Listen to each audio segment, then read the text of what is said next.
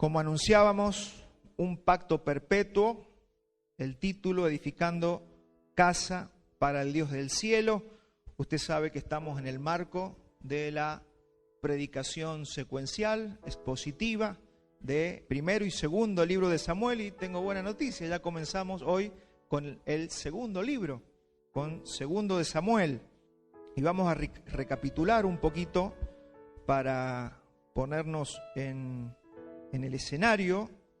Ya hemos visto que primero y segundo de Samuel es en el Antiguo Testamento hebreo un solo libro. Nosotros lo tenemos como primero y segundo, pero en el Tanaj hebreo es un solo libro, para que tengamos un poquito simplemente de conocimiento de lo que estamos estudiando.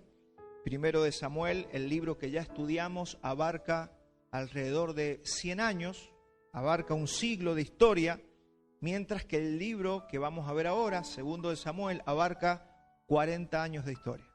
Vamos a ver específicamente el reinado de David en Israel. Así que fíjese que se acotan los tiempos y empezamos a ver los próximos 40 años donde David reina. Primero de Samuel termina con la muerte de Saúl, como ya vimos. Recuerde que Saúl son alcanzados por las flechas allí en la batalla y Saúl decide suicidarse.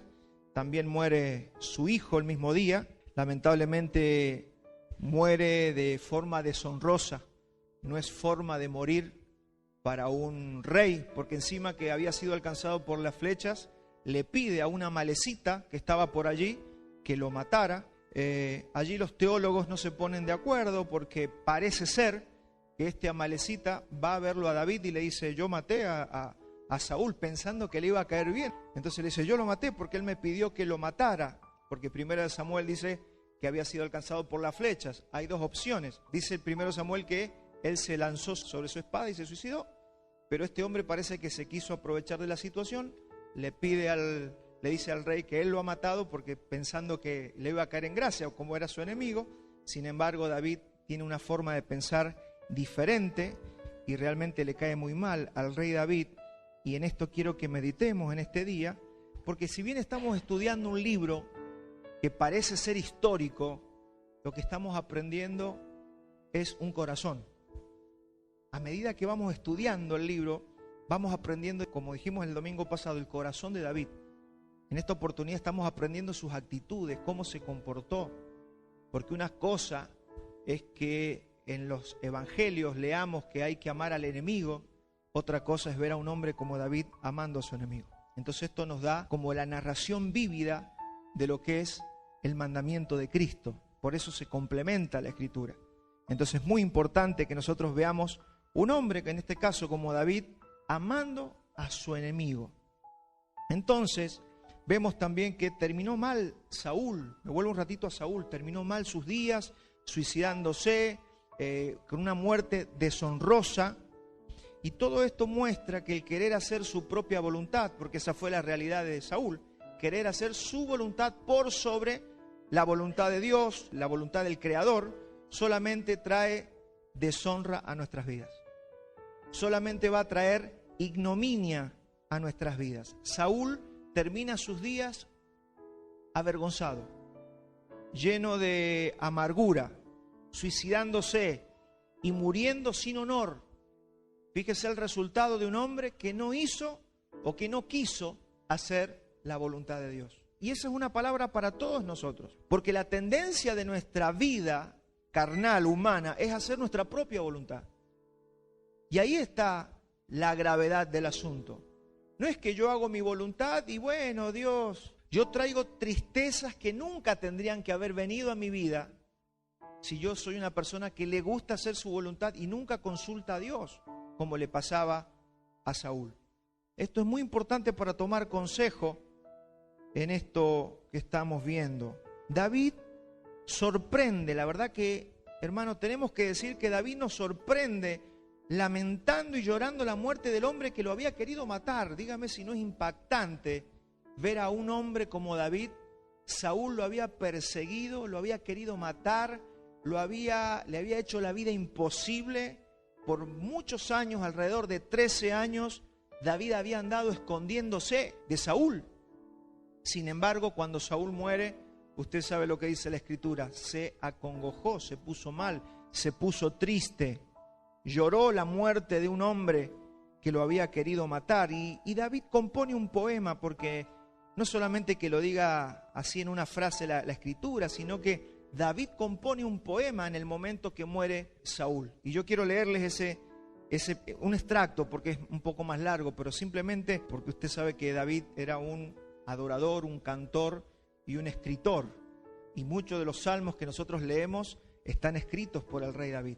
Y él volcaba todo su corazón en los salmos. Y podemos leer en 2 de Samuel 1:19. Mire lo que dice el poema que escribe David. Dice: ha perecido la gloria de Israel sobre tus alturas. ¿Cómo han caído los valientes? Montes de Gilboa, ni rocío ni lluvia caiga sobre vosotros, ni seáis tierra de ofrendas, porque allí fue desechado el escudo de los valientes, el escudo de Saúl, como si no hubiera sido ungido con aceite, sin sangre de los muertos, sin grosura de los valientes. El arco de Jonatán no volvía atrás, ni la espada de Saúl volvió vacía. Saúl y Jonatán, amados y queridos, inseparables en su vida, tampoco en su muerte fueron separados. Más ligeros eran que las águilas, más fuertes que los leones. Fíjese, aquí vemos el reconocimiento de David hacia Saúl y Jonatán.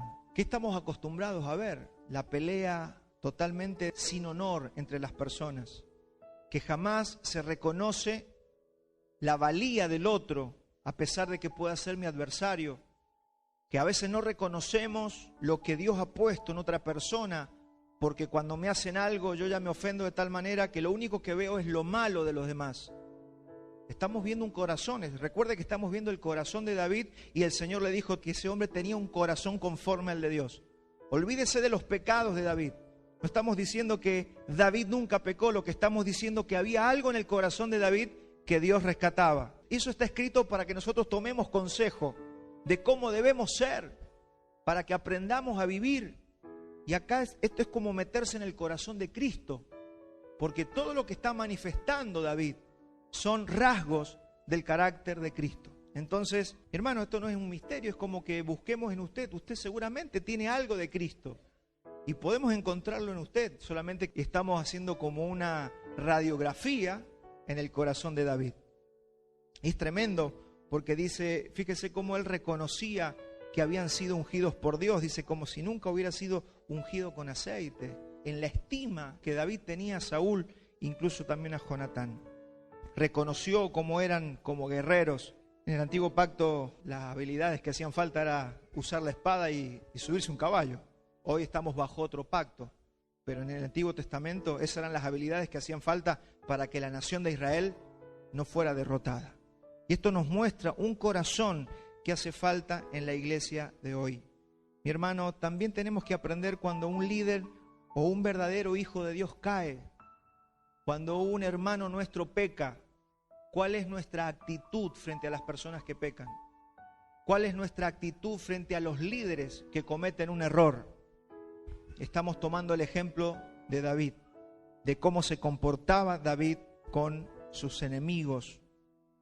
No tenemos que escarnecer a las personas que se equivocan, no tenemos que humillarlos, tenemos que ser prudentes con nuestras palabras. David era prudente. ¿Se acuerda cuando vimos las 7 características de David? Dice, y varón prudente en sus palabras, y Dios estaba con él. Yo quiero que Dios esté conmigo, yo quiero que la plenitud de Cristo se manifieste en mí. Para eso yo tengo que tener un corazón. Yo tengo que formar un corazón para que Dios pueda habitar con su poder en mi vida. No es que Dios va a habitar a cualquier precio. Si yo quiero que Él habite en mí, se manifieste verdaderamente, tengo que alcanzar una madurez. Y la madurez es esto, el carácter de Cristo manifestado en nuestros días. Qué livianos que somos para hablar a veces de los líderes. Qué livianos somos para hablar de un hermano que ha pecado. Qué livianos somos a veces aun cuando no decimos nada, pero nuestro pensamiento es un pensamiento de juicio, de crítica, pensamiento de liquidar al hermano, de no ver nada de lo positivo, sino ver solamente su pecado y solamente ver su error, hay que tomar consejo de esto. Para eso viene la Escritura. Toda la Escritura es apta, sirve para instruirnos, para que alcancemos la estatura y el crecimiento que estamos buscando. Entonces, mi hermano, tenemos que reconocer y respetar el vaso que el Señor utiliza o ha utilizado alguna vez. Nos vamos a encontrar en todo nuestro caminar con hermanos que fallan, con líderes que fallan. Hermano, imagínense, Saúl no era todo un desastre. Nosotros, porque le hemos hecho muy mala propaganda a Saúl, pero Saúl ganaba batalla que salía, batalla que la ganaba. El problema de Saúl es que hacía su voluntad, tenía que matar 4 ovejas y mataba 2, hacía lo que él quería. Pero ¿sabe cuál era el tema con Saúl? Que Saúl era un guerrero y David lo reconoce. Su espada no volvía vacía. ¿Cómo han caído los escudos de los valientes? Él reconocía a un hombre. Mire, hay hombres en la historia que fallaron. Yo a veces hablo con personas que conocen en la historia, Lutero tenía un mal pensamiento o cometió... No, ya lo crucificaron, ese no hay que escuchar nada de lo que escribió. Calvino pensaba en esto, entonces Calvino no sirve. Y así vamos descartando personas, no podemos aprender de nadie, porque, hermano, del que usted busque. ¿Por qué no descartamos a David? Culturalmente lo aceptamos, pero ¿por qué no lo descartamos y le leemos todos los salmos? Estamos estudiando Samuel. ¿Se da cuenta? Es la forma de juzgar que nosotros tenemos, que tiene que ser revisada en nuestras vidas. Porque tenemos que formar y forjar este corazón, que es el corazón de Cristo. David reconocía valentía de cómo habían luchado por Israel.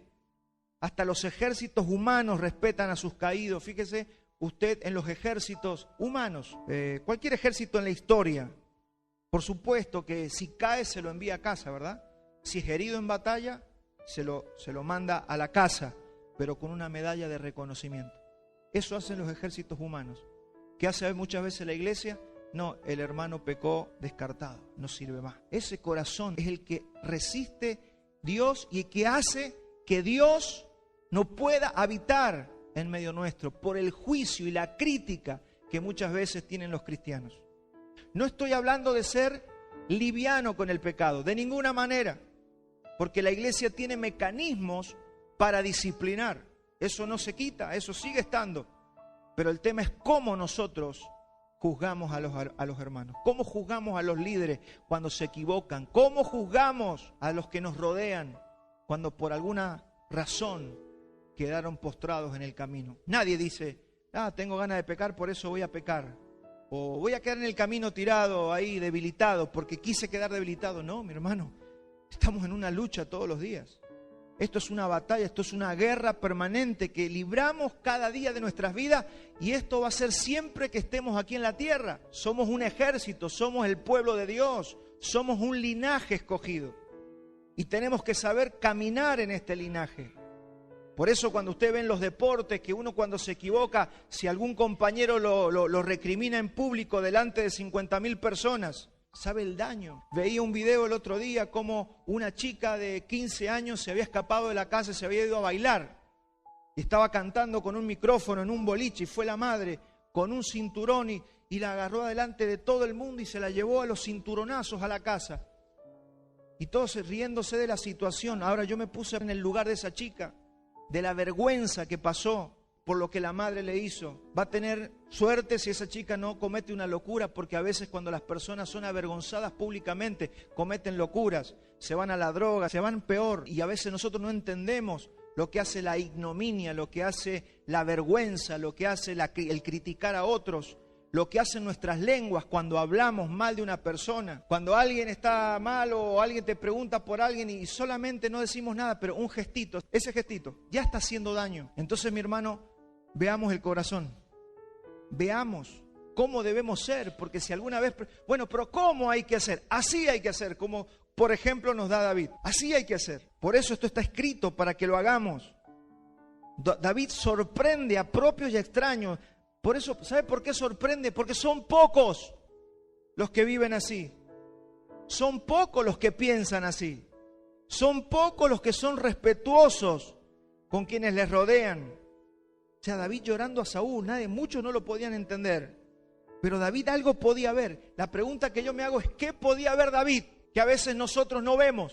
¿Qué veía David que hacía que él no hablara mal y no criticara y respetara, aunque tenía que huir de Saúl? No era un tonto que iba a poner la cabeza para que lo mataran. Claro, cuando tuvo que huir, huyó.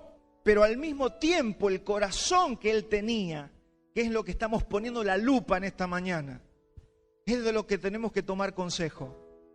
¿Cómo es el corazón que tenemos nosotros? ¿Qué estaba viendo David que nosotros no? Ese respeto a un enemigo que lo quería matar. A mí me recuerda las palabras de Cristo: amad a vuestros enemigos. Amad a vuestros enemigos. Lo triste es que nos llamamos cristianos. O sea, llamarse cristiano es decir, soy un hijo de Dios y vivo como Cristo. Pero mis actitudes, mis formas de hablar, mis formas de juzgar, mi forma de pensar va totalmente en contra del título que yo me pongo de cristiano. ¿Cuántos habrán podido vivir estas palabras y no solamente repetir los versículos? Porque mire, si hay algo que es fácil, es ama a tu enemigo, ama a tu enemigo. La pregunta es si amamos a nuestro enemigo. Eso es lo que yo siempre digo, a mí no me impacta o no me obnubila una persona o que tiene mucho dinero, que tiene mucha fama. A mí lo que me impacta es esto, un corazón. La gente juzga por lo que ve. La gente cree que la gente importante es la que tiene mucho dinero, mucha fama, que es requerida por todo el mundo. Pero mi hermano, cuando Pablo nos dice, ustedes no juzguen como juzga la gente por lo que se ve, juzguen por lo que no se ve. Pero a mí me impacta un hombre o una mujer que tiene un corazón así. ¿Y sabe qué tenemos que forjar? Un corazón así. ¿Para qué? Para que nuestro impacto sobre la gente no sea el impacto de que a mí me va bien económicamente, a mí me va bien porque laboralmente soy un genio, soy genial, no, a mí me va bien porque soy famoso. No, que impactemos a la gente por el corazón de Cristo que se manifiesta. ¿O no decimos siempre que lo que queremos es expresar a Cristo? ¿No es eso lo que siempre queremos? Expresar a Cristo. Bueno, expresemos a Cristo obedeciendo a su palabra. Vamos a trabajar eso. Acá se cumple lo que dijimos, ¿no? Las palabras que habíamos leído hace un par de domingos, ¿no? Si sufrimos con Él, reinaremos con Él. Vamos a reinar si es que sufrimos. Y esto fue lo que le pasó a David. Porque tanto sufrimiento, usted sabe que terminó siendo coronado el rey de todo Israel. Vamos avanzando en el libro. Yo creo que este libro no nos va a llevar 7, 8, 9 partes. Creo que en 1 o 2 domingos lo vamos a terminar. Entonces vemos cómo los hombres de Judá lo reconocen y lo ungen rey a David en Hebrón. ¿Rey de qué? De una sola tribu fue reconocida. Dice la Escritura que él reinó en Hebrón por 7 años. Son los primeros pasos de David. Las otras tribus reconocen a Isboset, a otro. Porque usted sabe que muerto el rey, murió Saúl y ahora era quién es el rey. Entonces David se encontraba en el sur, estaba en Judá. Y ahí nomás los de Judá lo coronaron rey porque sabían que había sido llamado por Dios para ser rey. Pero había un general de Saúl que dijo, buscó a uno de los hijos de Saúl y lo puso, llamado Isboset, y lo puso de rey. Entonces 11 tribus reconocían a Isboset y una tribu del sur reconocía a David. Fíjese el proceso por el cual va David. David había sido llamado por Dios para ser el rey de todo Israel. Sin embargo, por ahora estaba reinando sobre una sola tribu, la tribu de Judá. Y hubo una guerra, por supuesto, habían 2 reyes. Comienzan guerras entre Isboset y David.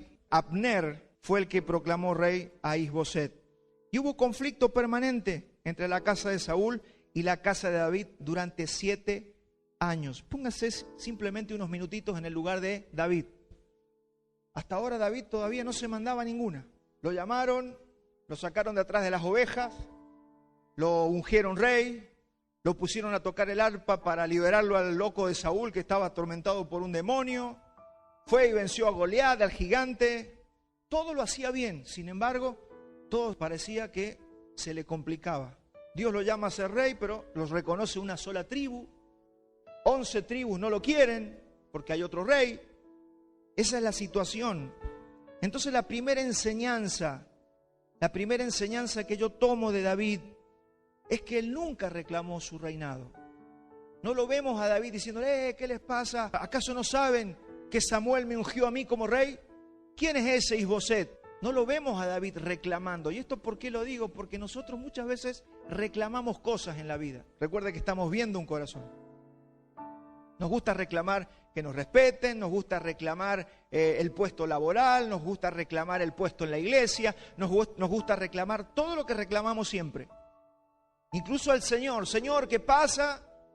Que mi esposa, que mi esposo, que mis hijos, que el pastor, que el vecino, que siempre hay un problema. Reclamo.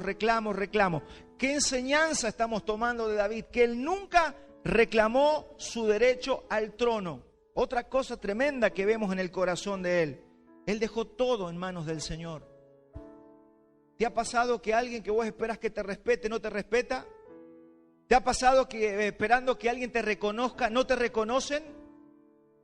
¿Por qué vivimos esas situaciones en nuestra vida? Las vivimos porque tenemos una inmadurez que tiene que salir, y la única manera de sacarnos esa madurez es siendo atravesado por situaciones angustiantes. Usted se piensa que David, sí, David entendía el principio, pero me imagino que David luchaba con cosas en su interior. Los pensamientos se cruzan. Lo importante es que él conocía el principio de Dios. Él sabía cómo él se tenía que conducir respecto de alcanzar el trono que Dios ya le había dicho que iba a tener. Así que si usted es de los que sufren, bienvenidos al club. Todos vamos a pasar por situaciones así como injustas para nuestras vidas. En la familia, en la iglesia, en todos los ámbitos que nos movemos, sobre todo en los ámbitos laborales, que hoy en día son junglas. Es la ley del más fuerte. Pero no tenemos mucha excusa porque acá era espadas, caballos y muerte y sangre. Así que mi hermano, es más tranquilo, tu laburo seguro que es más tranquilo que estos días. Estoy seguro de que no van a sacar una espada y te van a cortar, pero sí estoy seguro de que te hacen sufrir. Sí estoy seguro de que hay sufrimiento en tu ámbito laboral o en tu ámbito familiar. El pensamiento de David era, si Dios me ha puesto por rey, Él va a sujetar a mis enemigos debajo de mí. Es el pensamiento de David. Sí, pero ¿cuándo va a venir? Porque ya tengo 40 años, ya tengo 50 años, ya tengo 60 años. ¿Cuándo va a pasar? Hermanos, Él sabe cuándo. Yo tengo que aprender simplemente a vivir por los principios eternos. Y mientras más yo me demoro en vivir de esta manera, más se alarga la agonía. Porque si David hubiera salido antes de tiempo a reclamar la corona, seguramente se hubiera armado una guerra civil. Y él quería evitar a toda costa una guerra civil. Entonces, esta primera enseñanza también se apareja con la iglesia. Es lo que le está pasando a Cristo, que Él es reconocido por una pequeña parte de la humanidad. Fíjese que todo el mundo no reconoce a Cristo. ¿Quiénes reconocen a Cristo? Su iglesia. Los creyentes. Y algunos que se llaman creyentes ni lo reconocen, pero mire, solamente la iglesia hoy reconoce a Jesús como el Rey de Reyes y Señor de Señores. ¿Y cuándo lo va a reconocer toda la humanidad? Esa es la pregunta de muchos creyentes. ¿Cuándo todo el mundo va a saber que Jesús es el Rey? ¿O acaso no lo dice la Biblia? Sí, lo dice la Biblia. Pero Cristo, nuestro Señor Jesucristo, sabe esperar los tiempos. Y hoy en día, a pesar de que Él ha sido coronado Rey, tiene la paciencia de esperar, porque un día dice la Biblia que toda lengua confesará que Jesucristo es el Señor. Y toda rodilla se doblará delante de Él. Así que si Él está sentado a la diestra del Padre, esperando el día de la manifestación o del reconocimiento de su reinado, ¿cuánto más nosotros? Yo sé que muchos hemos escuchado un evangelio totalmente raro, ¿no? De que ya el mes que viene vamos a conquistar Argentina y el mundo, vamos a conquistar las naciones, hermano. Y así mal enseñan a los cristianos. Vamos a conquistar la tierra, hermano, vamos a salir a conquistar la tierra. Espere, tranquilo. Tranquilo que estamos en un tiempo que hay que saber qué tiempo estamos viviendo. No vemos, de hecho lo dice la Escritura, y todavía no vemos que todas las cosas le sean sujetas. Todas las cosas no le son sujetas. Tenemos familiares que no se sujetan a Cristo. Vemos una sociedad que no se sujeta a Cristo. ¿Cuál tiene que ser nuestro pensamiento? El pensamiento que estamos aprendiendo de David en esta hora. Entonces una pequeña parte de la humanidad, que es su iglesia, lo reconoce, pero está esperando el tiempo que el Padre ha determinado para que Él reine sobre las naciones de la tierra. Así que en esta enseñanza o en esta moraleja, mi consejo es: espere y no se apresure. Espere y no se apresure. Y me lo digo yo, tengo que esperar y no me tengo que apresurar. Por eso cuando vamos a los Salmos, vemos a David escribiendo estas cosas. Salmo 5:3. Oh Jehová, de mañana oirás mi voz, de mañana me presentaré delante de ti y esperaré. Claro, porque eso es lo que le cuesta a la mayoría, esperar en Él. ¿Cuándo? ¿Pero cuándo se me va a dar? Aprendí a esperar en el Señor. Yo siempre digo que el que sabe esperar se lleva lo mejor. El que sabe esperar se lleva lo mejor. Salmo 59:9. A causa del poder del enemigo, esperaré en ti. Son palabras de David en los Salmos.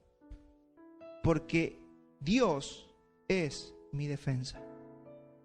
A veces nos enfermamos porque no sabemos esperar. A veces la ansiedad nos consume. A veces andamos angustiados y no disfrutamos la vida ni las pequeñas cosas. ¿Por qué? Porque lo único que queremos es que llegue ya el tiempo que yo estoy esperando. David reinó 7 años en Judá. Y luego fue reconocido por todo Israel, donde reinó 33 años. Usted sabe que David reinó en total 40 años. Pero acá vemos que él tuvo que esperar ciertos años para que todo lo que Dios le había dicho se cumpliera. Ese día se acerca, mi hermano. Ese día se acerca. Si usted ve la vida de David, David fue ungido en total 3 veces. ¿Se acuerda cuando lo llamaron, lo trajeron de atrás de las ovejas? Lo llamó Samuel y le volcó un cuerno de aceite. Eso era el símbolo cuando un profeta establecía o reconocía de parte de Dios a un rey. Pero ese día no empezó a reinar. Ese día no lo pusieron en el trono.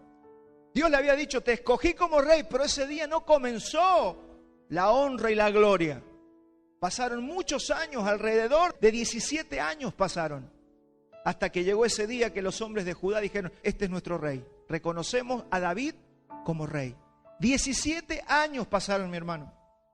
Tremendo. Y solo cuando tenía 37, lo reconoció todo Israel. Fíjese el proceso. A los 17, a los 30 y a los 37. Cómo fue escalonadamente alcanzando lo que se llama el propósito de Dios para su vida. ¿Sabía que usted está llamado en el propósito de Dios? ¿Sabía que usted ya Dios preparó obras de antemano para que usted ande en esas obras? ¿Y sabía que usted va a ser recompensado por esas obras? Ahora usted tiene que esperar el tiempo. Tenemos que entender esto porque si no nos volvemos locos. Hay gente que por no saber esperar, por no vivir en la paciencia del Espíritu ya hizo daño. Algunos se mueven de su lugar, otros ya no caminan la carrera o no corren la carrera en el Señor porque no saben esperar. Y esto nos muestra que todo llega para quien espera en el Señor. Yo no sé a quién, pero acá hay muchas personas que les hace falta escuchar esto. Y sé que lo están recibiendo. Ahora, mi hermano, en nuestra mayor victoria y nuestra mayor autoridad es que el ataque de las tinieblas también viene. A medida que David iba subiendo de lugar o de posición de autoridad, también los ataques y las guerras eran más cruentas, eran más crueles. Y es por eso que a veces el Señor te dice, espera, porque no estás listo para pelear la próxima batalla, porque si te pongo a pelear la próxima batalla, te van a vencer y te van a destruir. Es momento de, sobre todo en el servicio, me refiero mucho al servicio de Dios. Aquellos que quieren servir a Dios y están desesperados por servir a Dios. Pasa que para servir a Dios hay que estar capacitado y preparado, porque la guerra, a medida que vas creciendo, la batalla es más cruel y si no estás preparado, esa batalla te puede dejar en el camino. Lo mismo le pasó al apóstol Pablo. Esto es para todos, hermano. El apóstol Pablo fue anónimo durante 14 o 17 años, hasta que los otros apóstoles del Cordero lo reconocieron y las iglesias comenzaron a reconocerlo. Entonces hay un tiempo de preparación, hay un tiempo de anonimato, hay un tiempo de silencio que tenemos que aprender a caminar. Es el tiempo donde hacemos cosas donde nadie te ve y mejor, así es, porque dijimos la semana pasada que la verdadera muestra de nuestra humildad es el anonimato. No corras por hacerte famoso. No quieras hacerte ver. Vamos en contra de lo que este mundo predica. Este mundo, no importa lo que haces. Si te sigues, si tenés 2 millones de likes, sos una persona sumamente reconocida y te van a invitar en todos los programas de televisión. ¿Qué hace? Y se desnuda, pero tiene 2.000 millones de likes, hermano. Hacen estupideces. Y ahí vi unos muchachos que se encerraron en un supermercado y se comían las cosas y estaban ahí encerrados. Y 2 millones de likes, claro, son famosos, lo están invitando de todos lados. O sea, podés hacer cualquier cosa para ser famoso. Este mundo no se fija si tu fama viene por hacer algo moral o algo inmoral. Simplemente busca cantidad de seguidores. Esa no puede ser la mentalidad de la iglesia. Sálgase, si usted está allí, sálgase de allí. Entonces los filisteos, al oír que Israel se estaba unificando, porque ahora no era solamente David en el sur, Isboset acá en las 11 tribus, estaban divididos, ahora que tenían un solo rey y toda la nación se había unificado, los filisteos dijeron, vamos a reventarlos porque si no esto después nos van a reventar a nosotros. Así que se vino una horda de filisteos, vinieron a atacar a Israel. Decidieron atacar y reunieron sus fuerzas en el valle de Refaim, pero David los derrotó y quemó todos sus ídolos. Ya los destruyó y encima quemó todos sus ídolos. Empezaron las batallas más bravas, empezaron las contenciones más fuertes. Y luego los filisteos volvieron a atacar a Israel y el Señor le dijo a David que los emboscara. Y acá nos metemos en la segunda enseñanza que traje para esta mañana. Mire, vamos a leer 2 Samuel 2:1. Después de esto aconteció que David consultó a Jehová diciendo, ¿subiré a alguna de las ciudades de Judá? Y Jehová le respondió, sube. David volvió a decir, ¿a dónde subiré? Y él le dijo, a Hebrón. Esta es la segunda enseñanza que tenemos que aprender en esta mañana. No debemos suponer la decisión de Dios. ¿Se acuerda de Josué? El Señor le dijo, vayan, agarren Jericó. Les dio la estrategia para conquistar Jericó. Y ganaron y estaban reembalados. Entonces después había que ir a conquistar la ciudad de Jai. Ni le preguntaron al Señor, como ya nos dio una victoria, seguramente vamos a ganar. Y perdieron contra Jai. Y después fue Josué ahí, Señor, ¿por qué perdimos? Porque no me consultaste, porque vos suponés que la victoria la vas a recibir como a vos se te da la gana hacerla. Y acá fue lo mismo. Fíjese, la primera vez que vinieron los filisteos a atacar, el Señor los dijo, ¡ataque directo! La segunda vez le dijo, no, ahora emboscada. Él nos da las estrategias. No, porque yo una vez fui a pedir trabajo y así me lo dieron. Sí, pero ahora puede ser diferentemente. Ya no puede ser igual siempre. No, porque yo a mi primer hijo lo crié de esta manera. Pregúntele al Señor qué tiene que hacer con el segundo. Porque nosotros creemos que ya tenemos la fórmula. Y si fuera por fórmula, ¿qué hace el hombre? Se olvida de Dios. Pero fíjese qué tremendo lo que vemos en David. Así se camina con el Señor. Así tenemos que caminar con el Señor. Siempre consultando al Señor. Siempre consultemos al Señor por todo, ante cada desafío, cada responsabilidad de la vida. Pregunte y espere. Pregunte y espere. Porque el Señor se va a encargar de que usted entienda. Él se sabe hacer entender. Pero mi hermano, cualquiera de nosotros que ha nacido de nuevo tiene estatus de rey y sacerdote y usted no puede hablar mal de su hermano. Cuidemos de quién hablamos. Cuidemos cómo nos dirigimos al hermano. Eso va a cambiar todo. Eso va a cambiar todo. Porque si queremos que cuando las personas vean a la iglesia cómo nos comportamos, cómo nos conducimos y ellos quieran venir y quieran ser parte de este ejército, mi hermano, tiene que ver cómo nos tratamos. Tiene que ver que no pisoteamos al herido. Tiene que ver que siempre hay un espíritu de restauración. Tienen que ver que acá hay un espíritu diferente al espíritu que muchas veces vemos en el mundo, donde nadie se tiene misericordia. Hermanos, trabajemos eso entre nosotros. Que sea un ambiente donde dé gusto estar. Donde yo vaya a una casa o vaya a una reunión y no haya nadie hablando mal del que no está. O hablando mal haciendo referencia a quien no está en el lugar, hermano. No podemos hablar de ningún hermano que no está. Así tenemos que vivir. ¿Cuántos se comprometen a ser gente santa, a cuidarnos, a cuidar nuestra lengua, a cómo nos dirigimos de un hermano, de un general de nuestro propio ejército. Por más que sea mi adversario y me esté haciendo la vida imposible. Y si le va mal o le está pasando algo mal a mi amigo o mi hermano, orar por él. No, por eso le está pasando, por lo que me hizo a mí. Eso es lo primero que sale, ¿no? Eso es carne, eso no tiene nada que ver con nosotros.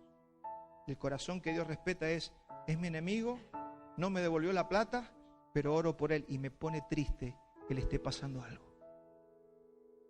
Habló mal de mí, pero me pone triste que le esté yendo mal. Ese tiene que ser el corazón entre nosotros, hermano. Porque eso es lo que va a hacer que Dios respete nuestro ámbito y quiere estar en medio nuestro. Depende de usted y de mí, no depende solamente de 2 o 3 personas. Depende de todos los que estamos en este lugar. ¿Cuántos creen en lo que estamos diciendo? Y ya estamos en el capítulo 5. Yo le dije que íbamos a ir avanzando rápido. 2 Samuel 5:3. Vinieron pues todos los ancianos de Israel al rey en Hebrón, y el rey David hizo pacto con ellos en Hebrón delante de Jehová, y ungieron a David por rey sobre Israel. Amados, David no solo quiere que Jerusalén sea la capital política, sino también la capital espiritual. No es solamente la capital política, porque ya lo habían ungido rey, ya lo habían reconocido rey sobre todo Israel. Pero él también quiere que esto sea espiritual.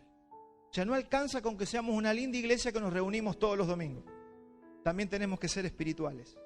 Políticamente nos reunimos, tenemos célula, no sé, hacemos eventos, tenemos encuentros de varones, de mujeres, estamos tratándose muchas cosas para el Señor, ¿sí?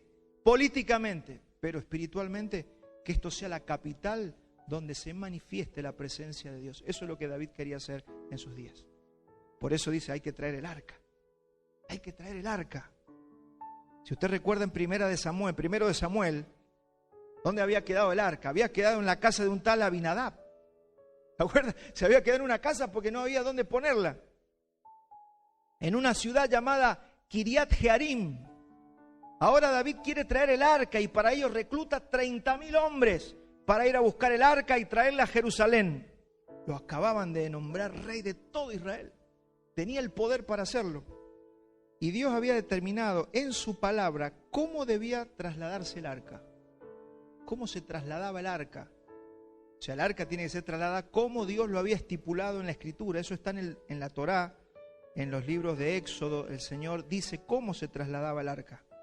Entonces, Dios, que ya lo había dicho, había puesto en su palabra que tenía que ser trasladada en varas, que nadie podía tocar el arca, que se pasaba por unos anillos que tenía el arca y tenía que ir sobre los hombros de los coatitas, que era un linaje de sacerdotes. Así decía la Biblia que tenía que ser trasladada el arca. Pero usted sabe lo que hizo David, ¿no? Dice, no, vamos a hacer un carro nuevo, lo vamos a hacer de madera bonito, vamos a buscar unas vacas y vamos a poner el arca ahí. Claro, la buena intención de David es muy loable, pero Dios dice, no es de esa manera. Y dígame si no es como nosotros muchas veces queremos hacer las cosas. Pero Dios dice, no es así. Yo dije que ustedes lo tienen que llevar con los sacerdotes en los hombros. Y ahí entramos en conflicto con Dios. Entonces, ¿por qué le pasa esto a David? Esto le pasa a David porque David no se acordaba las Escrituras. David no había leído las Escrituras. Entonces nosotros, bien intencionados, decimos, pero la iglesia tiene que ser de esta manera. Yo no sé por qué el pastor no hace de esta manera. ¿Sabe por qué? Porque hay un diseño para todo. ¿Sabe que nosotros estamos construyendo un diseño? Esto no es fácil, porque esto no es un club social. De hecho, muchos cristianismos están haciendo de la iglesia un club social, pero hay que edificar la iglesia como hay que edificarla y conforme a los planos que se han establecido. Es por eso que también hay cosas que usted dice, pero ¿cuándo el pastor va a hacer esto? Cuando tengamos claridad, porque si no hay claridad, ¿para qué vamos a buscar un carro con vaca? ¿Para qué? Para que venga USA. Usted sabe lo que pasó, ¿no? Dice que las vacas tambaleaban y bien intencionado, bonito USA, quiso agarrar el arca con la mano. Dice que Dios en el instante lo fulminó y cayó muerto. Ahí aparecen los carnales, ¿no? Pero qué malo que es Dios. ¿Cómo lo va a matar a USA si él tuvo una buena intención? Y así nosotros pensamos la iglesia. Y así nos gusta edificar las cosas en la iglesia, pero yo no estoy de acuerdo, ¿ves? Todo eso, yo no estoy de acuerdo, es por esto. Porque si no tenemos la palabra, si no conocemos la Escritura, si no tenemos una revelación del diseño de cómo tiene que ser la iglesia, mi hermano, nosotros no podemos hacer nada.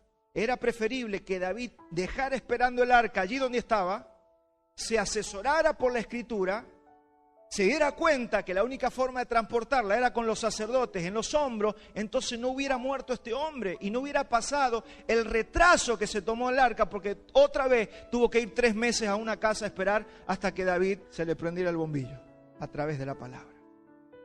Entonces, mi hermano, otra enseñanza que tenemos que tomar, o sea, ¿cómo es el matrimonio? ¿Cómo es la familia?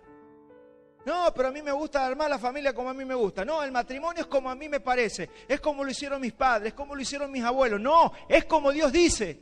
¿Qué hacemos con los hijos? Es como Dios dice. ¿Qué hacemos con la educación? Es como Dios dice. ¿Qué hacemos con los cultos? Es como Dios dice. No es como se nos ocurre a nosotros. Entonces, ¿dónde nos unificamos? La verdadera unidad, ¿dónde va a venir? ¿Dónde nos unifica la palabra? Andarán juntos si no estuvieran de acuerdo. ¿Cómo nos ponemos de acuerdo? Si a veces ni los matrimonios nos ponemos de acuerdo, no estamos 100%, olvídese, tampoco va a haber 100% de acuerdo en un matrimonio, ni en un matrimonio. Ahora, nos tenemos que poner de acuerdo en lo que Dios dice. Pasan las iglesias, pero yo opino diferente en la Biblia, yo lo interpreto diferente, hay un montón de discusiones. Ahora, hermano, ¿qué nos une? Nos unen las doctrinas centrales, nos une la cruz, nos une Cristo, nos une la sangre, nos une la regeneración, la salvación, la fe, nos unen esas cosas. Lo que Dios dice es lo que Dios dice.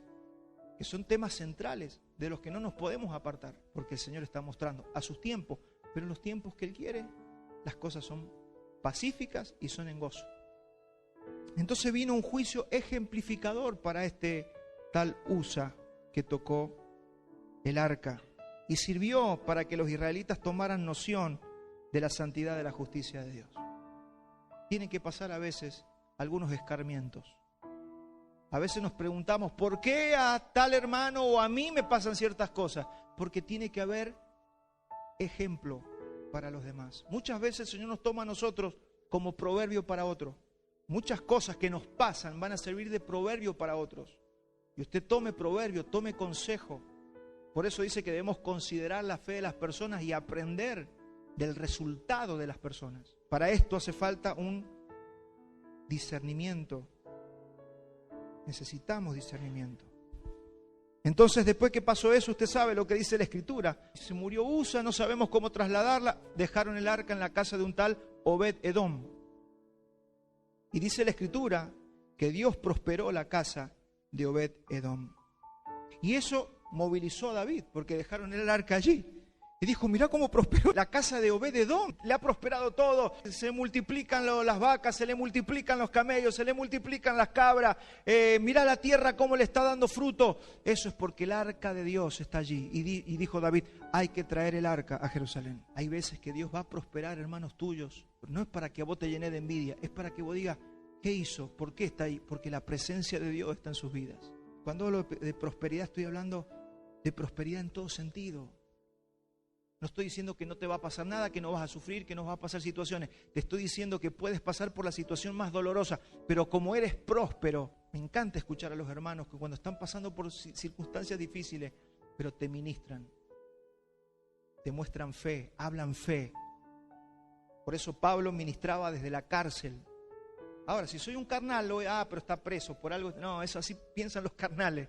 Cuando usted ve a una persona, si usted me ve a mí pasar algún día una situación de llanto, de lágrima, de dolor, usted no puede estar juzgando mal, usted tiene que decir, ¿para qué está pasando esto? ¿Cómo puede pasar con usted? De pasarle a usted situaciones de decir, hoy estoy pasando por una situación muy dolorosa. ¿Para qué está pasando eso? Viene porque Dios es bueno. Viene porque Dios es Padre. No viene porque el diablo te quiere matar. No, viene porque Dios está en control de todas las cosas. Hay cosas que llevan 1 año, cosas que llevan 6 meses, cosas que llevan 5 años. Hay veces que atraviesa la enfermedad por nuestras casas, hay veces que atraviesa una situación dolorosa. Hoy tenemos hermanos internados, hoy tenemos hermanos pasando por situaciones familiares. ¿Cómo juzgamos las cosas? Es el corazón de David del que estamos viendo, que es un rasgo del carácter de Cristo, y bien haríamos de que nosotros le prestáramos atención. Entonces David oyó y decidió llevar el arca a Jerusalén, esta vez de la manera correcta. ¿Y cómo sé que lo hizo de la manera correcta? Porque la misma Biblia dice que se fue a leer la Biblia. Primera de Crónicas 15:11. Dice: y llamó David a los sacerdotes Sadoc y Abiatar, y a los levitas Uriel, Asasías, Joel, Semaías, Eliel y Aminadab, y les dijo: vosotros sois los principales padres de la familia de los levitas. Santificaos vosotros y vuestros hermanos, y pasad el arca de Jehová, Dios de Israel, al lugar que le he preparado. Pues por no haberlo hecho así nosotros la primera vez, fíjese que ya David se había dado cuenta del error, Jehová nuestro Dios nos quebrantó, por cuanto no le buscamos según su ordenanza. ¿Por qué fue quebrantado Israel y David y murió Usa? Porque no lo buscaron conforme a su ordenanza. Usted se sorprendería todo lo que tiene la Biblia. Yo creo que no tomamos dimensión de todo lo que nos dice la Escritura. La Escritura es mucho más que aprender teología. La Escritura es mucho más que aprender doctrina. La Escritura tiene la sabiduría para la vida. Ahí está cómo se vive. Ahí está cómo se vive en salud. Ahí está cómo funciona el matrimonio, cómo funcionan los hijos. Ahí está cómo se dirige una nación. Ahí está cómo se gobierna el mundo, mi hermano. Todo está en la Escritura, solo que hay que buscarlo. Y muchas veces nos pasa en la vida que somos fulminados por el Señor porque no conocíamos su ordenanza y nos va mal en la vida, a veces en lo laboral, a veces en lo familiar. ¿Por qué?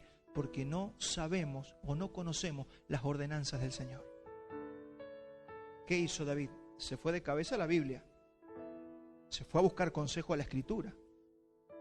Y así los sacerdotes y los levitas se santificaron para traer el arca de Jehová, Dios de Israel. Amados, David trasladó el arca y su gozo no se podía esconder. ¿Cuántos quieren gozo en su vida? ¿Cuántos quieren que la vida les funcione con gozo? Y entiéndase que vida que funciona no significa falta de problemas. Vida que funciona significa que con problema o sin problema siempre tengo gozo.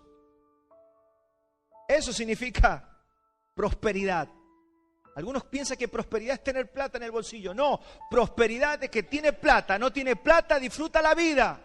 ¿Qué decían los apóstoles? Sé tener, sé no tener, por todo he sido entrenado, sé vivir con o sin. Traigamos el arca, pasémosla por la cruz. ¿Qué es para nosotros el arca? Es la presencia de Dios, es el trono de Dios, es la llenura del Espíritu Santo en nuestras vidas. Eso es el arca. Así que no ande buscando el arca allá en Jerusalén y ande viendo si está en dónde está el arca. El arca es la plenitud del Espíritu Santo en nosotros. Es decir, que hay una receta para ser llenos del Espíritu Santo. Hay una receta para ser llenos del Espíritu Santo, para manifestar la plenitud. ¿Qué dicen los apóstoles? Sean llenos del Espíritu Santo. Claro, en el Antiguo Testamento es traigan el arca. En el Nuevo Pacto es sean llenos del Espíritu Santo. Y él sabía que solamente allí se manifestaba la presencia y la bendición de Dios. Y trajo el arca a una tienda temporal en Jerusalén. De allí David escribió el Salmo 68 porque estaba lleno de gozo. Y quiero también tomar un extracto de este Salmo 68 y que lo leamos juntos por unos minutos. Mire, Salmo 68:1. Levántese Dios y sean esparcidos sus enemigos. Esto pasa cuando traemos el arca. Ya lo vamos a leer enseguida. Fue cuando David se sacó las ropas y empezó a danzar. Y danzaba mientras traían el arca a Jerusalén. No le importaba lo que la gente pensara. La presencia de Dios estaba volviendo a Jerusalén. Y Jerusalén hoy es nuestra vida. Jerusalén es nuestro corazón. Es nuestro hombre interior, lleno del Espíritu Santo. Eso es lo que tiene que pasar en nosotros. Entonces empezó el gozo y empezó a haber gozo. Y él escribe esto: levántese Dios, sean esparcidos sus enemigos y huyan de su presencia los que le aborrecen. Eso va a empezar a pasar en nosotros. Fíjese, ahora que él tenía potestad en Jerusalén, él podía traer el arca. Antes no podía, antes lo hacía Saúl. A Saúl no le importaba el arca. Pero mire lo que es David. David sabía que tenía que traer el arca. ¿Se acuerda cuando leímos primero Samuel? Era como un amuleto. Vamos a enfrentar, y traían el arca como amuleto, así como para asustarlo a los filisteos. No, David sabía otra cosa. Era Esto no es para asustar a los filisteos, no es un amuleto. Nosotros necesitamos, porque fuimos diseñados para vivir llenos del Espíritu Santo. Esto no es lo que hacen a veces las iglesias, así, una cosa para el culto. El Espíritu Santo es para el culto, para que hablen en lengua. No es para eso. El Espíritu Santo es nuestro combustible. Y si no vivimos llenos del Espíritu Santo, no pasa lo que dice el Salmo 68. Levántese Dios, sean esparcidos sus enemigos y huyan de su presencia los que le aborrecen. ¿Cuántos quieren que la gente mala no se le acerque? Sea lleno del Espíritu Santo. Porque si no se te van a cruzar todos los estafadores, la mala gente, la gente perversa es la que se te va a pegar. Vamos a ser como un radiador. La peor gente se nos pega, los bichos se nos pegan. No, mi hermano, esto pasa cuando somos llenos del Espíritu Santo. ¿Por qué? Porque cuando estamos llenos del Espíritu Santo, la gente perversa no se te puede acercar. Son espantados. Como es lanzado el humo, los lanzarás. Como se derrite la cera delante del fuego, así perecerán los impíos delante de Dios. Por eso el Señor te asegura. Mire, yo levanté una placa esta semana. Dios ha establecido cuándo vamos a partir de esta tierra. Ningún ser humano nos va a poder cortar antes de tiempo de esta tierra. ¿Sabe por qué? Ni un accidente, ni nada que Dios no haya determinado en su soberanía y en su sola voluntad. Así que para cumplir los propósitos del Señor en la vida, tenemos que vivir llenos del Espíritu Santo. Mas los justos se alegrarán, se gozarán delante de Dios y saltarán de alegría. Esto escribió David cuando era traída el arca a Jerusalén. Exaltad al que cabalga sobre los cielos. Jehová es su nombre. Alegraos delante de él. Amados, no hay victoria si no hay presencia. No hay derrota de los enemigos si no hay llenura del Espíritu Santo. Y volviendo al nuevo pacto, viniéndonos al nuevo pacto, Efesios 3:19, es la exhortación que nos da, dice, y de conocer el amor de Cristo, que excede a todo conocimiento, para que seáis llenos de toda la plenitud de Dios. Fíjese cómo se cumple. ¿Qué hizo David? Fue lleno del conocimiento. ¿Para qué? Para ser lleno de toda la plenitud de Dios. Eso fue lo que hizo. Fue a la Escritura para saber cómo traer la presencia, cómo traer el arca de Dios a Jerusalén. Lo mismo pasa con nosotros. Usted no va a ser lleno de la plenitud de Dios si usted no conoce las ordenanzas, si usted no conoce, no crece en el conocimiento de Cristo. Efesios 5:18, no se embriaguéis con vino, en lo cual hay disolución, antes bien, sed llenos del Espíritu Santo. Hermanos, pobreza, enfermedad, angustia, deshonra, solamente se va a ir de nosotros si somos llenos del Espíritu de Dios. Los religiosos piden al Señor y piden al Señor pensando que Dios les va a conceder, pero mi hermano, los hijos de Dios conocemos su voluntad y la hacemos. ¿No he escuchado a esa gente que dice, pero si yo le pido a Dios? Pero si yo le pido a Dios, si no se trata de pedir, se trata de conocer para ser lleno de la presencia, de la plenitud de Cristo. Así que pedir y pedir y pedir no sirve de nada si yo no lo conozco al Señor. David entendía esto. Pero como le dije recién, esto también trae enemigos y oposición. Segundo de Samuel 6:16. Cuando el arca de Jehová llegó a la ciudad de David, aconteció que Mical, hija de Saúl, miró desde la ventana y vio al rey David que saltaba y danzaba delante de Jehová y le menospreció en su corazón, su propia esposa. Es decir, el gozo y la plenitud del Espíritu Santo va a hacer que haya gente que te menosprecie. Pasa que hay cristianos que no quieren pagar ese precio. Prefieren vivir secos, prefieren vivir amargados que la gente piense mal de ellos. Hermanos, ¿qué importa lo que el mundo piensa de nosotros? ¿Qué importa lo que Mical piense de mí? ¿Qué importa lo que esa persona piense de mí? Esto se trata de ser lleno del gozo y de la plenitud del Espíritu Santo. Pero hay que tener la obsesión fija de ser llenos del Espíritu Santo.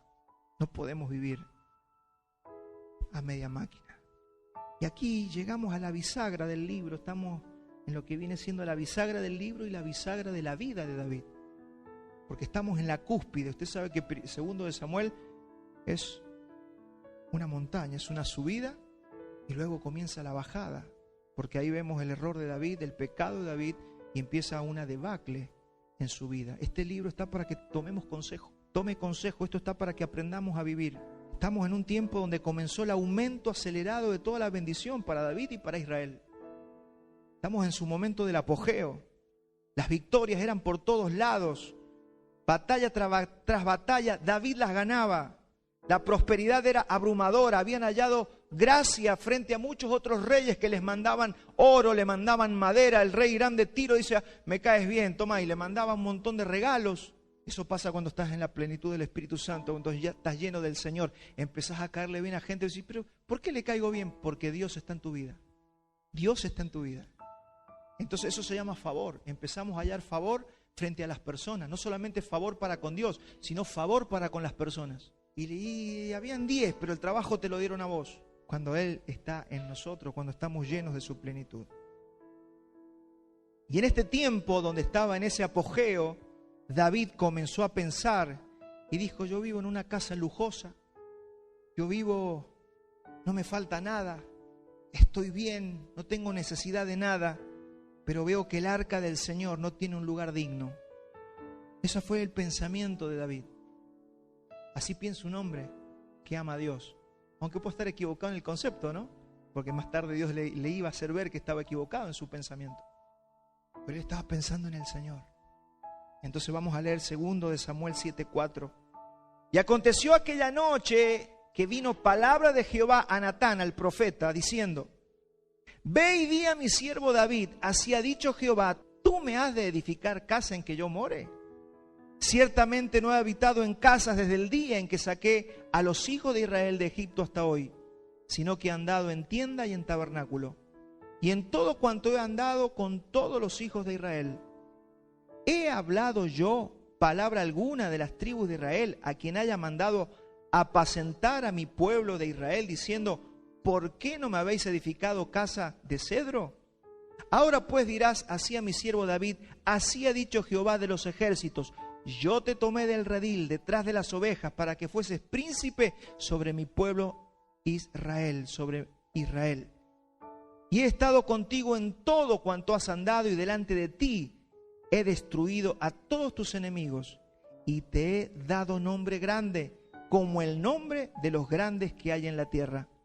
Además yo fijaré lugar a mi pueblo Israel y lo plantaré para que habite en su lugar y nunca más sea removido, ni los inicuos le aflijan más como al principio.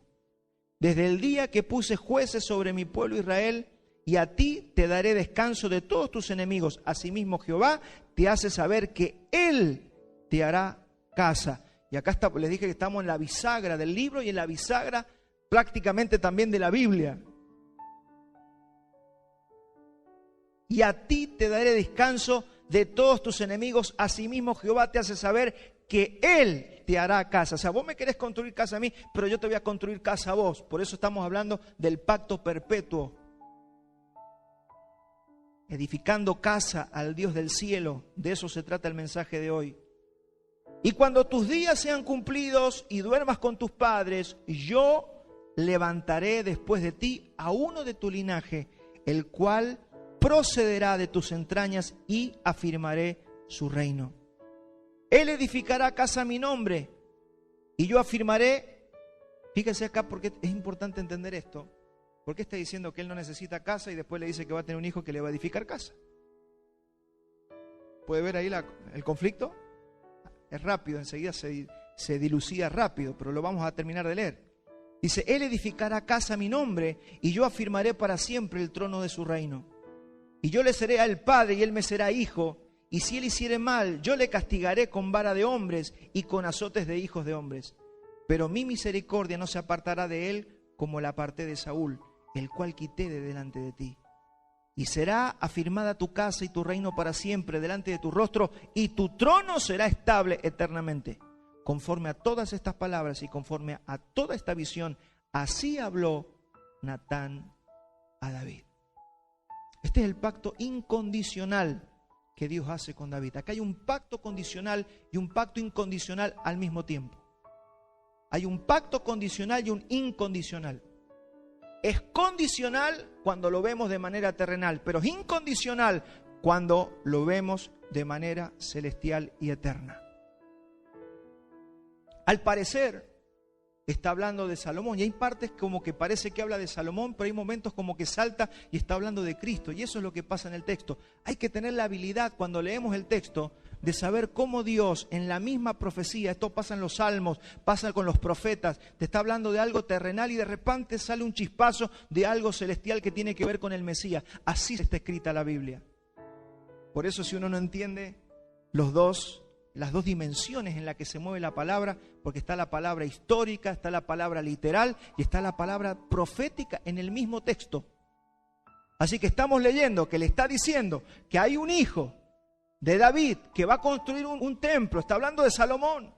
Y dice que si se porta mal, él lo va a castigar, pero al mismo tiempo dice que va a ser un reino eterno, que va a levantar un templo, y está hablando del templo que usted y yo, que es la iglesia, y que es lo que estamos haciendo en esta mañana. Estamos cumpliendo con el propósito eterno de Dios. Por eso la iglesia no es un entretenimiento, la iglesia es una edificación eterna, espiritual y constante en la que trabajamos todos los días. Se edifica con la palabra, se edifica con el entendimiento, se edifica con la fe, se edifica con piedras preciosas. Por eso cuando Jesús dice no le tiren perlas a los cerdos, las perlas son las palabras reveladas que te van edificando a vos y a mí, a tu familia, para que podamos cumplir con el propósito que Dios puso para con nosotros de antemano. Se trata de un pacto perpetuo. ¿Sabe qué pasó con Salomón? ¿Sabe qué pasó con el templo que construyó Salomón? Todo se vino abajo. Se cortó el linaje. Dios le estaba diciendo, será un linaje perpetuo. Sin embargo, cuando Israel comenzó a pecar, ¿qué pasó? Vinieron los babilonios, destruyeron el templo, se llevaron a los judíos, vinieron los asirios, se llevaron la otra parte, se cortó el linaje. Dios había dicho que el linaje no se iba a cortar. Entonces ahí nos damos cuenta que estaba hablando de un hijo de David, que iba a nacer de su linaje, de sus entrañas. Ese tiene que ver con Jesucristo, con el Mesías, con aquel que nos dio la victoria. Entonces acá está escondido el Cristo, y cada vez que leamos estos libros del Antiguo Testamento, lo que tiene que saltar a relucir es el propósito eterno de Dios. ¿Qué estamos haciendo en esta mañana, en este lugar? Acá está la palabra clave: yo te edificaré casa. Yo te edificaré casa. ¿Qué casa? La iglesia. Así que hoy que estamos aquí reunidos, si lo vemos con los ojos del Espíritu, estamos viendo que se está cumpliendo la palabra que Dios le dio a David, y que estamos en el tiempo prudencial, que estamos en Hebrón, estamos en los 7 años, no estamos en los 33, no estamos sobre todo Jerusalén. Eso será un tiempo que va a venir en un futuro. Hoy Cristo solo es reconocido por la iglesia. Hoy es el tiempo donde al Mesías solamente lo reconoce su cuerpo y su iglesia, que encima está siendo edificada. Por eso a usted y a mí nos cuestan muchas cosas. Esto es determinante para el propósito que usted vive en la tierra. Porque algunos veo que cuando no entendemos la iglesia, cuando queremos hacer de esto un club social, estamos más viendo las actividades sociales que la edificación. ¿Qué es lo que es valioso en la iglesia? ¿Qué vale de lo que nosotros hacemos? La palabra revelada. No es la motivación, es la palabra revelada, que te posiciona en la vida y que no importa lo que venga, sino que usted sabe que está en el lugar correcto, sabe que está haciendo lo correcto y sabe que no está perdiendo el tiempo. No hay nada más valioso que saber que no estamos perdiendo el tiempo. ¿Sabe lo que es ser cristiano 20 años y decir, ¿cómo perdí el tiempo hablando pavadas? Eso es una tragedia. Ahora, cuando la palabra te posiciona, te dice que te volvés sobrio, sabés que lo que tenés que recibir es la palabra, y mientras tenga la palabra lo tenés todo, que no juzgás por lo que ves, sino que juzgás por lo que discernís. Ahí empieza la cosa. Entonces ahí viene paz en la vida. No andas desesperado buscando lo que buscan la gente que ve las cosas según la carne, sino que andas buscando lo que no se ve. Pablo decía eso: no anden por lo que se ve, anden por lo que no se ve. Y yo me gozo con la iglesia. ¿Sabe por qué me gozo con la iglesia? Porque la mayoría busca las luces de colores, pero nosotros tenemos que buscar lo que no se ve, que es el Espíritu. Ahí está el secreto de la iglesia. ¿Sabe qué buscamos nosotros? El arca. ¿Sabe qué buscamos nosotros? La plenitud del Espíritu Santo. Mire, si usted está buscando otras cosas antes que la llenura del Espíritu Santo, le digo, usted va por mal camino. No porque yo quiero tener una iglesia grande. No, antes de cualquier cosa, lo que nosotros tenemos que asegurarnos es que el arca está en Jerusalén. Así que si tu oración diaria no es para ser lleno del Espíritu Santo, estás perdiendo el tiempo. Si tu lectura de la Escritura simplemente es algo para sacarte la curiosidad que tenés, hermano, estás perdiendo el tiempo. La Biblia no es para sacarte la curiosidad. La Biblia es para edificarte, para que madures, para que crezcas en sabiduría. Yo te edificaré casa. ¿Quién edifica la casa? No, nosotros somos los edificadores. Espera, vamos a explicarlo bien. Somos colaboradores de aquel que edifica la casa. Dios hizo una promesa inmediata de que establecería el reino de Dios, del hijo de David, y que éste le construiría casa, y que si le eran fieles, siempre habría un descendiente de David en el trono. ¿Y sabe qué? Eso se cumplió. Porque ya no viene nadie después de Cristo. Él es el descendiente que ocupó el trono y es eterno. Se cumplió lo que le dijo, lo que le dijeron a David, lo que dijo Natán, ya se cumplió. Es un pacto perpetuo y no puede ser alterado. ¿No le trae descanso eso a usted? Descanse, hermano, descanse. Todo lo que usted necesita es que los ojos se les corra el velo y podamos ver todo lo que el Señor ya nos dio en la cruz para poder edificarlo nosotros. Ese es todo el trabajito que tenemos que hacer. Eso para que bajemos las revoluciones. Y todo lo que hemos estudiado, estamos estudiando, es para entender esto, mi hermano. Tranquilo que estamos en los días de Hebrón. Solamente Judá reconoce a Cristo, pero vendrá un día donde toda la humanidad va a reconocer al Rey de Reyes.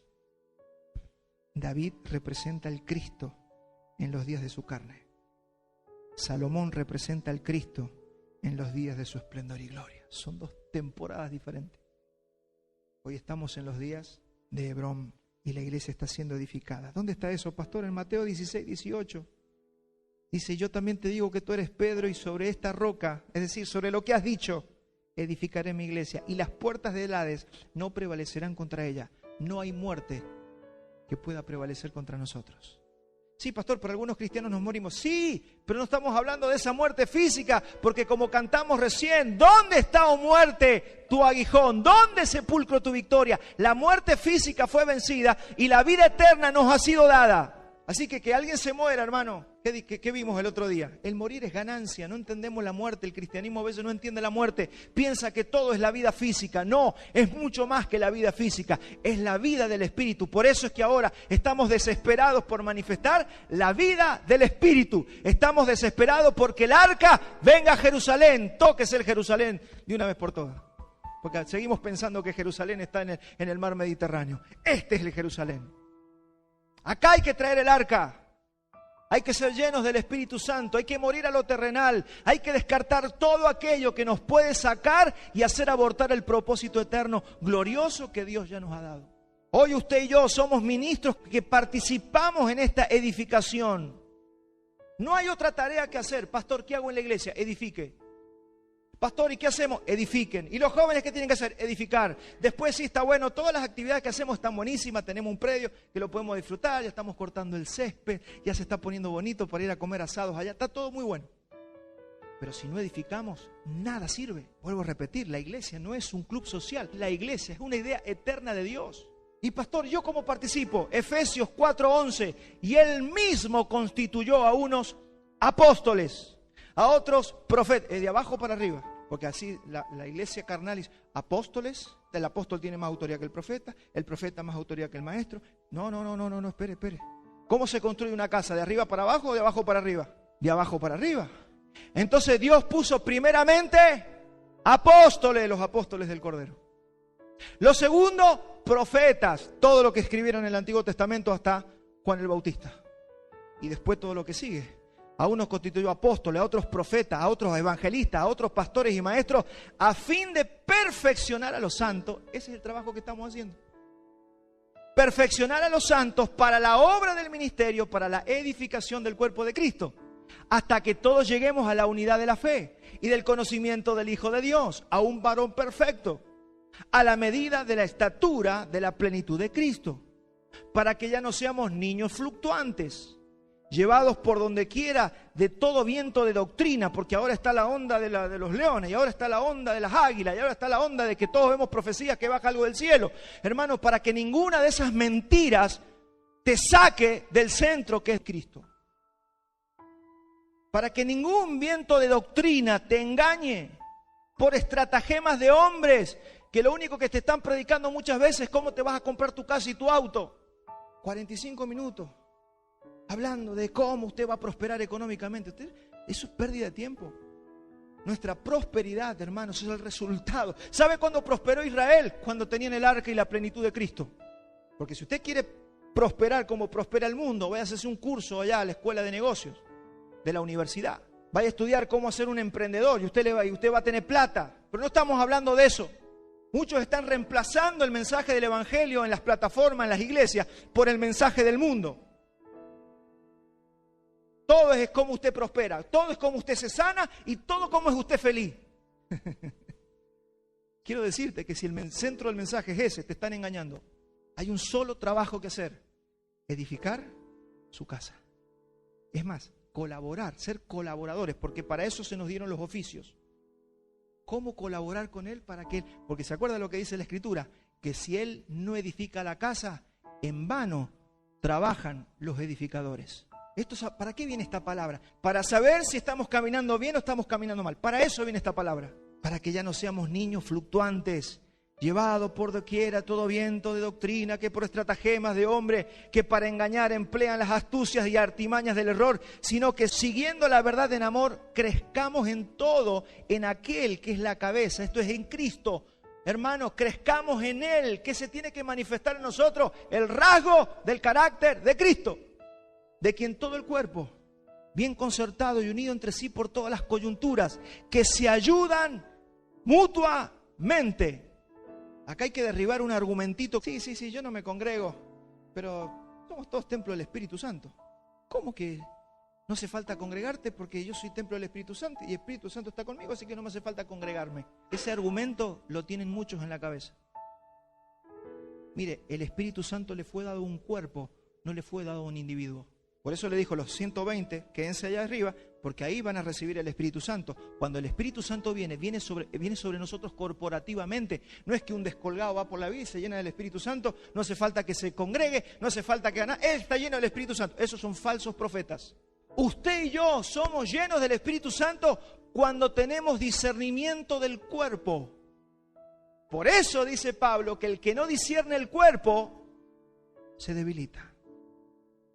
Y hay muchos ahí sin congregarse, creyendo que están llenos del Espíritu Santo. ¿Por qué? Porque entienden la Biblia. No. Por eso yo siempre digo que el cuerpo, la iglesia, nosotros somos una sombrilla donde todos estamos bajo esa sombrilla. A mí la iglesia me cubre. Por eso no existe tal cosa como ¿quién es tu cobertura? Mi cobertura es el pastor Walter. Yo no soy la cobertura de nadie. Usted no puede cubrir a nadie. Nosotros somos cubiertos por una sola cabeza que se llama Cristo. Y si estamos reunidos, formamos partes del cuerpo. Y el Espíritu Santo viene para el cuerpo, no para un loco descolgado. Así que, ¿es verdad que yo puedo tener el Espíritu Santo dentro mío? Claro que sí, pero cuando soy consciente del cuerpo y tengo revelación del cuerpo. Cuando yo no tengo revelación del cuerpo, el Espíritu Santo no puede operar en mí. ¿Estará otro espíritu engañándome? Haciéndome hablar cosas que no son. Pero eso no es la llenura del Espíritu Santo. Entonces, mi hermano, esta es la única y más importante tarea en la que tenemos que abocarnos. La edificación del templo, del cuerpo o de la morada de Dios. ¿Por qué? Porque Dios mora, ¿dónde? En eso que se le prometió a David. Yo te edificaré templo, yo te edificaré casa. Y esa casa es la iglesia. Levante la mano, la iglesia. La iglesia, no los congregados. La iglesia, levante la mano. La debilidad de muchos creyentes es por no discernir el cuerpo. Así que, mi hermano, termino con esto. Ama la iglesia. Amamos la iglesia. Tenemos que amar la iglesia. Sí, pero bueno, ¿sabés, los hermanos? Yo he visto, así dicen algunos, yo he visto cositas en la iglesia. Hermano, las vas a ver toda la vida. A ver, si usted estaba en Israel y vivía en Jerusalén, ¿no se hubiera enterado del pecado de David? ¿Y qué hubiera dicho usted? Es que yo vi algunas cositas en David, me voy con los filisteos. No, usted se va con los filisteos. Vuelvo a repetir, yo no justifico el pecado, pero mi hermano, en una casa que está siendo edificada, ¿usted se piensa que no hay polvo, que no hay tachuelas en el piso? ¿Se piensa que no hay maderas ahí que todavía no las ponen, no las colocan? ¿No se va a encontrar con un caño tirado por la construcción? Estamos en edificación. Estamos siendo edificados. ¿Y sabe cuáles son las piedras que están utilizando? Usted.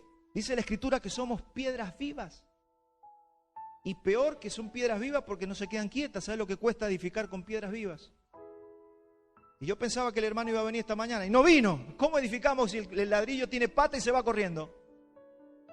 Ese es el problema de edificar. Imagínense el problema. Por eso a los pastores dicen que les van a dar una recompensa. ¿Sabes lo que está pensando? Que venía la mezcla o la Portland y no vino. Amá la iglesia, hermano. Este es mi consejo en esta mañana. Amá la iglesia. Deja de ver, hacé como David. Deja de estar viendo los errores de Saúl y amá a Saúl. Porque te guste o no te guste, Saúl fue ungido por Dios. No, porque ahí agarramos. No, es que nunca se convirtió. Si dice que Dios lo llenó del Espíritu Santo, Dios lo hizo profetizar, Dios lo escogió. Necesitamos pensar así, porque si no, cualquiera que ya peca ya no es convertido. Tenemos grandes generales de Dios en la historia de la iglesia que cometieron sus grandes errores. ¿Y sabe qué? A mí me gustaría sentarme con esos ancianos que hoy tienen 70, 80 años, que alguna vez pecaron. ¿Y saben qué les preguntaría? Lo primero que les preguntaría es ¿cómo hiciste para sobreponerte? ¿Cómo hiciste para no desaparecer de este planeta? Porque hubieron hombres que salieron en todos los diarios, cometieron errores, hermano. Ahora yo me pongo en el lugar de David, ¿cómo él vio a Saúl? ¿Cómo él vio a Isboset? ¿Cómo él vio a Mefiboset? ¿Cómo vio a los otros, a los que eran enemigos, los que eran de una casa contraria? Hermanos, respeto, honorabilidad para con los que pecan, para con los que caen, para los que están débiles. Hermano, eso hace la iglesia. Cristo ve a su iglesia gloriosa. Con esto termino de verdad. Cristo ve a su iglesia gloriosa. Y si Cristo nos ve glorioso, ¿por qué nosotros le andamos viendo todos los pecados y los errores a todo el mundo? ¿Se acuerda cuando Balac contrató a Balaam? ¿Qué dijo Dios? Se lo leo así como para ir terminando. Números 23:20. He aquí he recibido orden de bendecir, dice el profeta, porque alguien lo había contratado para maldecir. Dice, Él dio bendición y no podré revocarla. No ha notado iniquidad en Jacob, ni ha visto perversidad en Israel. Venían de adorar al becerro de oro.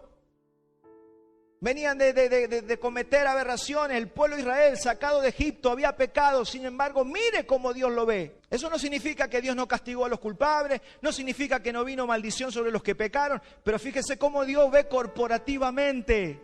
No ha notado iniquidad en Jacob, ni ha visto perversidad en Israel. Jehová su Dios está con él y júbilo de rey hay en él. Aunque entre nosotros haya gente que peque o pequemos nosotros, júbilo de Dios tiene que haber en la iglesia. Porque siempre vamos a pecar y siempre va a haber errores o pecados que se cometen. ¿Dónde hay una iglesia donde nadie peque? ¿Usted la conoce? Dios los ha sacado de Egipto. Tiene fuerzas como de búfalo. Mire, podemos haber entre nosotros algunos debiluchos, pero la iglesia tiene fuerzas de búfalo. Por eso mi fuerza, ¿dónde está? En la iglesia, no está en hacerme el llanero solitario. Mi fuerza está en la iglesia. Por eso tengo que amar la iglesia, respetar la iglesia, hablar bien de la iglesia. Porque así tengo que juzgar, mi hermano. Porque si yo le echo la culpa a toda la iglesia por el pecado de un hermano que me hizo daño, yo estoy loco o nunca vi la iglesia.